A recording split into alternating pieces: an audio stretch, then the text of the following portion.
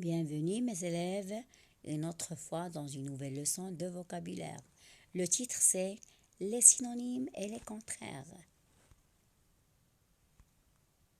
On va lire ces phrases. Ali arriva sur le quai et observa les bateaux. Ces navires étaient tous de la même couleur. Alors on a ici deux mots qui sont soulignés, bateau et navire. Qu'est-ce qu'on remarque? On remarque que bateau, son synonyme, c'est navire. Pourquoi on a utilisé ce synonyme? Pour éviter la répétition. Au lieu de dire Ali arriva sur le quai et observa les bateaux, ces bateaux étaient tous de la même couleur, on a changé le mot bateau par navire pour éviter la répétition. Alors on a ici le synonyme. Un autre exemple. Dehors, il fait chaud. Dehors, il fait froid. On a ici le mot chaud et le mot froid. Est-ce qu'ils sont des synonymes? Non. Ce sont quoi? Des contraires. Bravo. Autre exemple. La sorcière est gentille. La sorcière est méchante. On a le mot gentil et on a méchante. Ce sont deux contraires.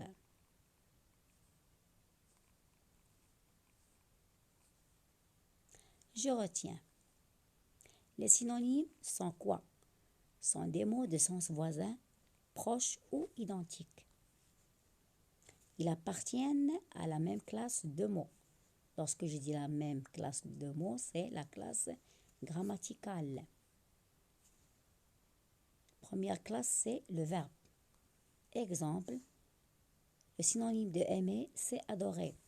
Alors voilà la première classe grammaticale, le verbe. Aimer, le synonyme adorer. Deuxième classe grammaticale, le nom. Le synonyme de ce nom, maison, c'est logement. Et la troisième classe grammaticale, l'adjectif. Le contraire de l'adjectif malin, c'est intelligent.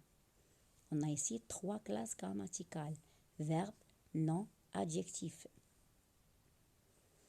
Les contraires. Les contraires sont des mots de sens opposé ou différents. Ils appartiennent à la même classe de mots. La même chose que les synonymes. Le verbe, exemple, aimer son contraire détester. Et le nom, le contraire de la joie, la tristesse. Et la dernière classe grammaticale, l'adjectif, le contraire de beaucoup, c'est peu. On peut utiliser le même mot en ajoutant un préfixe. Ici, dans le contraire, je peux garder le même mot, mais j'ajoute seulement un petit mot avant ce mot. Capable, incapable. Vous voyez ici, le petit mot, c'est un.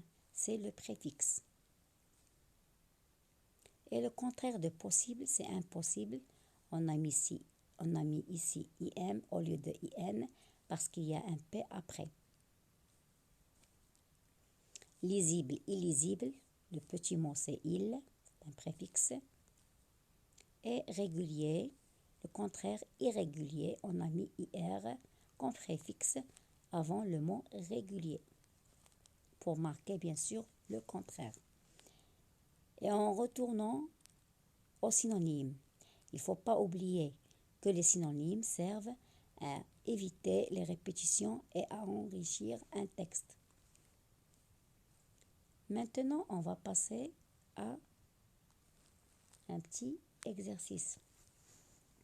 1. Entoure le synonyme juste de chaque mot. Alors, mes élèves, essayez de lire ces mots et de chercher le synonyme de chaque mot. Je vous donne un moment pour réfléchir.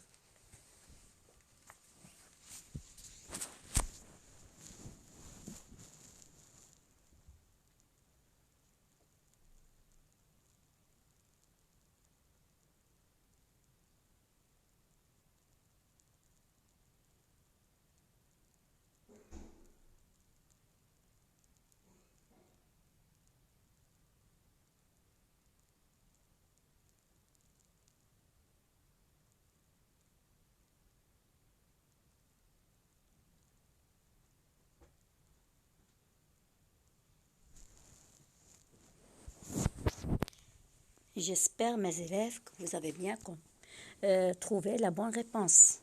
Alors, on passe à la correction.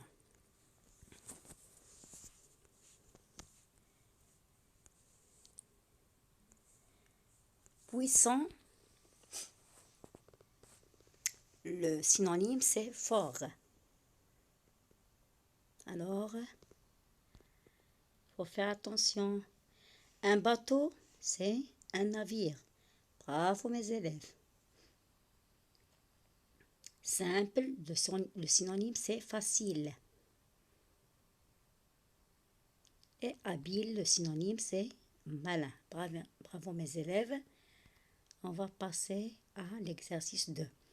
Barre l'intrus dans chaque liste. Alors, vous voyez ici, il y a des listes.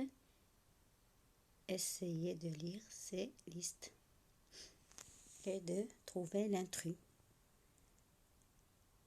Alors, l'intrus, c'est le mot qui n'est pas comme les autres.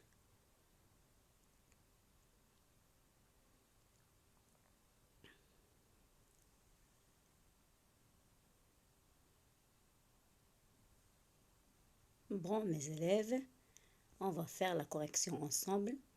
Pour la première liste, on va lire superbe, charmant, ravissant, laid.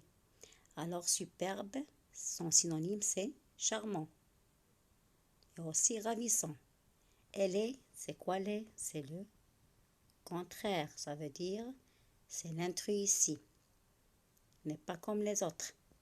Joie, bonheur, satisfaction, chagrin, gaieté. Alors ici, on a la joie. Quel est son synonyme? Le bonheur, oui, la satisfaction. Est-ce que le chagrin, c'est la joie? Alors, c'est un mot différent. C'est le contraire ici. Gaieté, c'est la joie. Alors, on va quoi faire? On va barrer l'intrus. L'intrus, c'est chagrin. Bravo, mes élèves. J'espère que vous avez bien compris cette leçon. À la prochaine leçon. Au revoir.